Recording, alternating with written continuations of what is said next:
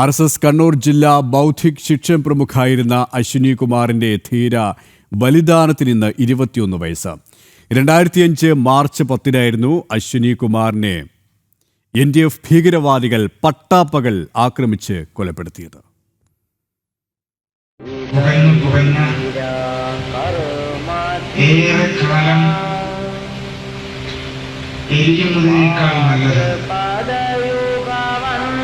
ഒരു നിമിഷമാണെങ്കിൽ ഒരു നിമിഷം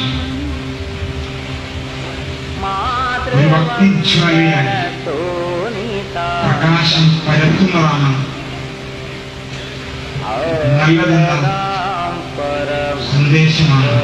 നന്നേ ചെറുപ്രായത്തിൽ തന്നെ ഭഗവത്ഗീത മനഃപ്പാഠമാക്കിയ അസാമാന്യ പ്രതിഭ. കേരളത്തിൽ 300-ലേറെ ക്ഷേത്രങ്ങളിൽ ആധ്യാത്മിക പ്രഭാഷണം നടത്തിയ ജ്ഞാനി. പുന്നാട് എന്ന ഗ്രാമം ഗീതാഗ്രാമമായി മാറാനുള്ള പ്രയത്നം നടത്തിയതും അശ്വിനിയായിരുന്നു. സായം ശാഖ മുഖ്യശിക്ഷകായാണ് സംഘടനാ രംഗത്ത് തുടക്കം. പിന്നീട് കണ്ണൂർ ജില്ലാ ബൗദ്ധിക് ശിക്ഷൺ പ്രമുഖിന്റെ ചുമതല ചെറുപ്രായത്തിൽ തന്നെ അദ്ദേഹത്തെ തേടിയെത്തി. ഒരു നാട് ആധ്യാത്മികമായി മെല്ലെ മെല്ലെ മാറുന്നതിൽ വിരളി പൂണ്ടാണ് NDF ഭീകരർ അശ്വിനി കുമാറിനെ ലക്ഷ്യമിട്ടത്. 21 വർഷങ്ങൾക്ക് മുമ്പ് ഇതേ ദിവസം കണ്ണൂരിൽ നിന്നും പേരാവൂരിലേക്ക് പോകുകയായിരുന്ന അശ്വിനി കുമാറിനെ ഇരട്ടി പയ്യഞ്ചേരി മുക്കിൽ ബസ്സിനുള്ളിൽ വെച്ച് NDF ഭീകരർ വെട്ടിക്കൊല്ലുകയായിരുന്നു. പ്രതികളിൽ 4 പേർ ബസ്സിനുള്ളിലും മറ്റുള്ളവർ ജീപ്പിലുമെത്തിയാണ് കൊല നടത്തിയത്. കഠാര കൊണ്ട് കുത്തിയും വാളുകൊണ്ട് വെട്ടിയും അശ്വിനിയെ ഇല്ലാതാക്കി. 21 വർഷങ്ങൾക്കിപ്പുറം വ്യക്തി മാത്രമേ ഇല്ലാതാകുന്നുള്ളൂ.